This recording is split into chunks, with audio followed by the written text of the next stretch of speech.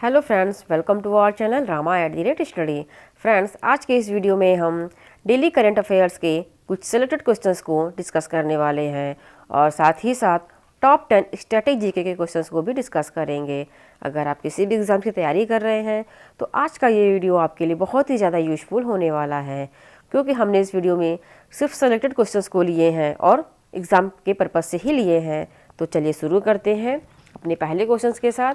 हमारा पहला क्वेश्चन है, एक्सरसाइज कोबरा वॉरियर 22 वायु अभ्यास की शुरुआत कब होगी? तो इस क्वेश्चन का राइट आंसर है ऑप्शन डी 6 मार्च। 6 मार्च को शुरुआत होगी।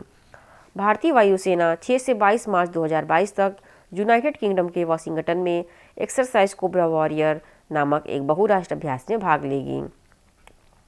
IAF लाइट कॉम्बैट एयरक्राफ्ट तेजस यूके और अन्य प्रमुख वायुसेनाओं के लड़ाकू विमानों के साथ अभ्यास में भाग लेगा।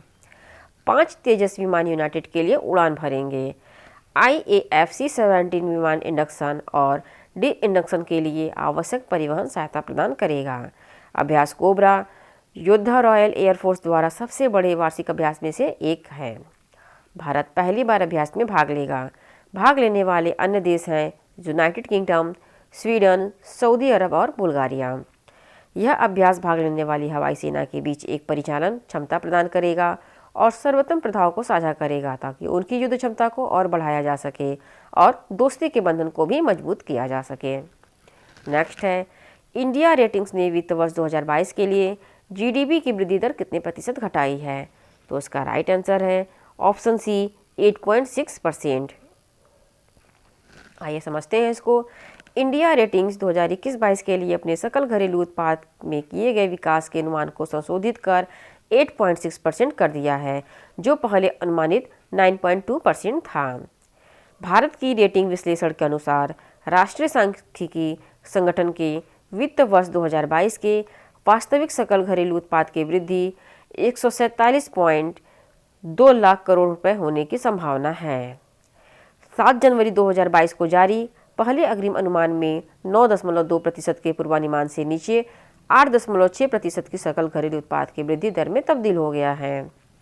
संभावित गिरावट का प्रमुख कारण वित्त वर्ष 2021 के लिए राष्ट्रीय आय के पहले संशोधित अनुमान में वित्त वर्ष 2021 के सकल घरेलू उत्पाद का 135.6 लाख करोड़ रुपए का संशोधन है, जो 31 जनवरी 2022 को जारी किया गया था।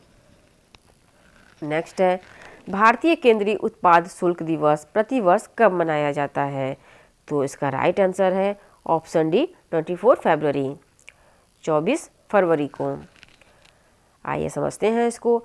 भारत का केंद्रीय उत्पाद शुल्क दिवस हर साल 24 फरवरी को मनाया जाता है। यह दिन देश के लिए केंद्रीय उत्पाद एवं सीमा शुल्क बोर्ड की सेवा का सम्मान करने के लिए मनाया जाता है। CBES से जुड़े अधिकारियों और उनकी सीमाओं को सम्मानित करने के लिए यह दिन मनाया जाता है।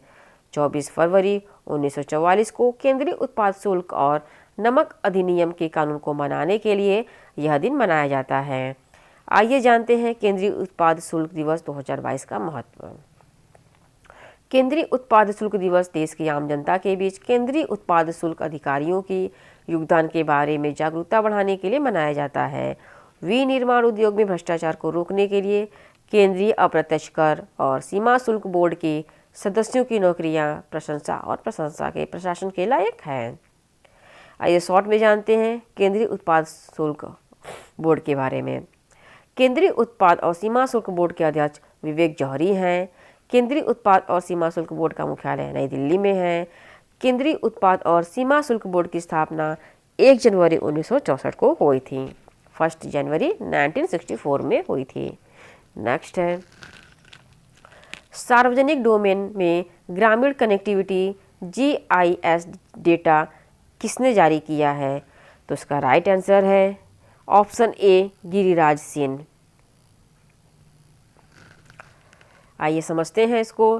केंद्रीय ग्रामीण विकास और पंचायती राज मंत्री गिरिराज सिंह ने सार्वजनिक डोमेन में ग्रामीण कनेक्टिविटी GIS डेटा जारी किया है। इस डेटा में 8 लाख से अधिक ग्रामीण सुविधाओं के लिए GIS डाटा शामिल है, जिन्हें PMGSY योजना के लिए विकसित GIS प्लेटफॉर्म का उपयोग करके एकत्र और डिजिटल किया गया है।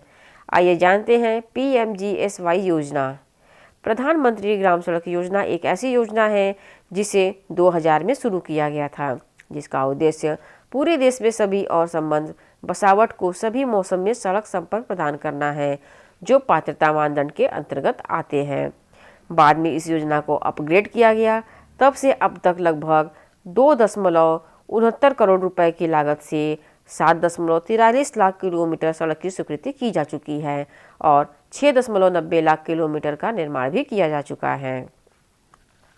नेक्स्ट है, भारत की पहली सुरक्षा स्तर 3 मोबाइल प्रयोगशाला का उद्घाटन कहाँ किया गया है? तो इसका राइट आंसर है ऑप्शन सी, महाराष्ट्र में। केंद्रीय स्वास्थ्य और परिवार कल्याण राज्य मंत्री भारतीय प्रवीण पवार ने नासिक, महाराष्ट्र में भारत की पहली सुरक्षा स्तर 3 नियंत्रण मोबाइल प्रयोगशाला का उद्घाटन किया है। मोबाइल प्रयोगशाला ICMR के विशेष रूप से प्रशिक्षित वैज्ञानिकों द्वारा नए उभरते और फिर से उभरने वाले वायरलों की जांच करने में मदद करेगी। नई जांच की लैब देश के दूर दराज और जंगली इलाकों तक पहुंच बनाने में सक्षम होगी, ताकि मानव और पशु स्रोतों से नमूने का उपयोग करके प्रकोपों की जांच की जा सके। केंद्रीय स्वास्थ्य और परिवार कल्याण राज्य मंत्री पवार ने प्रयोगशाला का उद्घाटन किया और कहा कि यह सुरक्षा स्तर 3 मोबाइल प्रयोगशाला प्रधानमंत्री आयुष्मान भारत स्वास्थ्य और संरचना मिशन के माध्यम से स्वास्थ्य सेवा के बुनियादी ढांचे को मजबूत करने के सरकार के प्रयासों की एक महत्वपूर्ण मूल्यवर्धन है। नेक्स्ट है, Reliance Jio Infocomm limited multi terabit India Asia express cable system को कहाँ उतारेगा? तो इसका राइट आंसर है ऑप्शन बी, मालदीव में उतारेगा। आइए समझते हैं इसको। भारत का सबसे बड़ा 4G मोबाइल ब्रॉडबैंड और डिजिटल सेवा प्रदाता रिलायंस जियो इन्फोकॉम लिमिटेड अगली पीढ़ी के multi terabit India express under sea cable system को मालदीव में उतारेगा।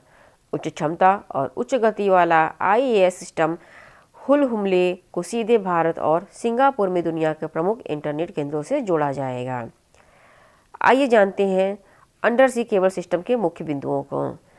डेटा केंद्रों के साथ under sea cable 5G digital अर्थव्यवस्था का समर्थन करता है, जो भारत के डिजिटल पारिस्थितिकी तंत्र को सक्षम करने के लिए बड़ी एकीकृत क्षमता का निर्माण करता है। यह उच्च क्षमता और उच्च गति प्रणाली 16,000 किलोमीटर से अधिक 100 GB प्रति सेकंड की गति पर 200 TB प्रति सेकंड से अधिक क्षमता प्रदान करेगी। नेक्स्ट है, प्रधानमंत्री के आर्थिक सलाहकार परिषद के पूर्णकालिक सदस्य के रूप में किसे नामित किया गया है?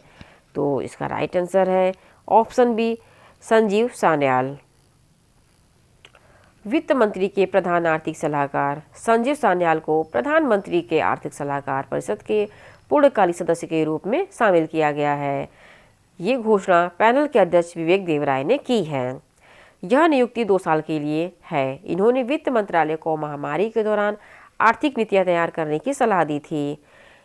EACPM आर्थिक मामलों पर प्रधानमंत्री को सलाह देने के लिए केंद्र सरकार द्वारा गठित एक स्वतंत्र निकाय है। संजीव सान्याल अनुभवी अर्थशास्त्री 1990 के दशक से वित्तीय बाजारों के साथ काम कर रहे हैं और EACPM में उनके शामिल होने से शीर्ष आर्थिक सलाहकार निकाय को मदद मिलने की संभावना है। सान्याल को फरवरी 2017 में वित्त मंत्रालय का प्रमुख आर्थिक सलाहकार नियुक्त किया गया था और इससे पहले वह ड्यूस बैंक में प्रबंध निदेशक थे। नेक्स्ट है, डिजिटल भुगतान को बढ़ावा देने के लिए मास्टर कार्ड ने किस बैंक पेमेंट्स के साथ समझौता किया है? तो इसका राइट आंसर है option A, state bank of India. Master card ने अपने प्रमुख टीम कैशलेस इंडिया के विस्तार के रूप में state bank of India payment के साथ डिजिटल भुगतान बुनियादी ढांचे को बढ़ावा देने के लिए लखनऊ, गुवाहाटी और वाराणसी में भागीदारी की है। इन जुड़ावों के दौरान master card team cashless India के स्वयंसेवकों और SBI पेमेंट ने सूक्ष्म व्यापारियों से डिजिटल भुगतान स्वीकार करने की सुविधा, सुरक्षा और अन्य लाभों के बारे में बात की है। गुवाहाटी में मास्टर कार्ड सरकार के डिजिटल नॉर्थ ईस्ट विजन 2022 के अनुरूप ऑल असम रेस्तरां एसोसिएशन के साथ सहयोग करेगा। लखनऊ में मास्टर कार्ड ने ऑटो रिक्शा एसोसिएशन सहित स्थानीय निकायों के साथ साझेदारी की है। वाराणसी में मास्टरकार्ड ने पर्यटकों से डिजिटल भुगतान स्वीकार करने के लिए 1000 से अधिक सदस्यों को प्रोत्साहित करने के लिए बीट यूनियन के साथ भागीदारी की है। नेक्स्ट है पेटीएम और पेटीएम पेमेंट बैंक लिमिटेड ने किस ई वाउचर के साथ भागीदारी की है? तो इसका राइट आंसर है option C, E UPI. Paytm payments bank limited ने घोषणा की है कि वह ईआरयूपीआई वाउचर के साथ एक आधिकारिक अधिग्रहण भागीदार है।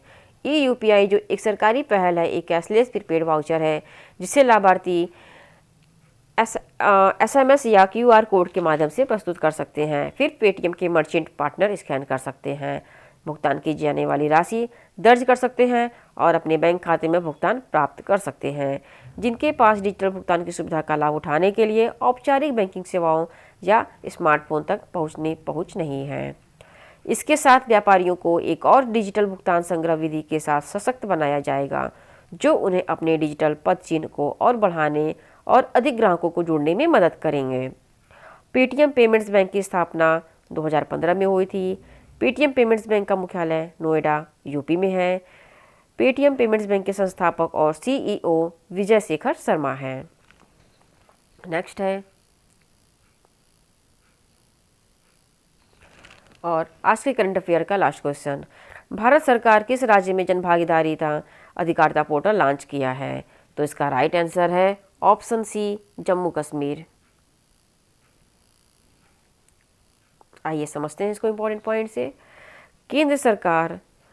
केंद्र शासित प्रदेश जम्मू कश्मीर में सरकार के डिजिटल मिशन के अनुरूप जनभागीदारी अधिकारिता पोर्टल लॉन्च किया है। आम जनता को आसान और तैयार पहुंच प्रदान करने के लिए पोर्टल को उच्च ब्रांड विड्थ वाले एक अलग सर्वर पर होस्ट किया गया है। इस पोर्टल के एक अलग सर्वर पर चलने के बाद यह काफ़ी तेज़ी से खुलने लगा है और इस तरह पोर्टल पर जाने के पूरे अनुभव में सुधार हुआ है। अब तक करीब 70,000 लोग पोर्टल को एक्सेस कर चुके हैं। यह पोर्टल लोगों को प्रकृति स्थिति के साथ साथ उनके क्षेत्र में किए जा रहे विकास कार्यों की संख्या के बारे में विस्तृत जानकारी प्रदान करेगा। इस पोर्टल को मनरेगा, स्वच्छ भारत मिशन, पीएम आवास योजना और पीएम ग्राम सड़क योजना जैसी योजनाओं से भी जोड़ा गया है। बढ़ते हैं अपने टॉप 10 स्ट्रेटेजी के क्वेश्चंस की ओर। पहला है, गौतम बुद्ध के बचपन का नाम क्या था? तो गौतम बुद्ध के बचपन का नाम सिद्धार्थ था। नेक्स्ट है, भारत में सशस्त्र बलों का सर्वोच्च सेनापति कौन होता है? तो सर्वोच्च सेनापति राष्ट्रपति होते हैं। नेक्स्ट है, रतौंधी रोग किस विटामिन की कमी से होता है? तो रतौंधी रोग विटामिन ए की कमी से होता है। नेक्स्ट है, पोंगल किस राज्य का त्यौहार है? तो पोंगल तमिलनाडु राज्य का प्रसिद्ध त्यौहार है। नेक्स्ट है, गिद्धा और भंगड़ा किस राज्य का लोक नृत्य है? तो ये पंजाब का लोक नृत्य है। नेक्स्ट है, टेलीविज़न का आविष्कार किसने किया था? तो टेलीविज़न का आविष्कार जॉन लोगी बेयर्ड ने किया था। नेक्स्ट है, भारत की पहली महिला शासिका कौन थी? तो ये रजिया सुल्तान थी। नेक्स्ट है, मछली किसकी सहायता से सांस लेती है? तो मछली अपने गलफड़ों की सहायता से सांस लेती है। नेक्स्ट है, जलियांवाला बाग हत्याकांड कब और कहाँ हुआ था? तो ये 1919 में अमृतसर में हुआ था। नेक्स्ट है, पंजाब केसरी किसे कहा जाता है? तो पंजाब केसरी लाला लाजपत राय को कहा जाता है।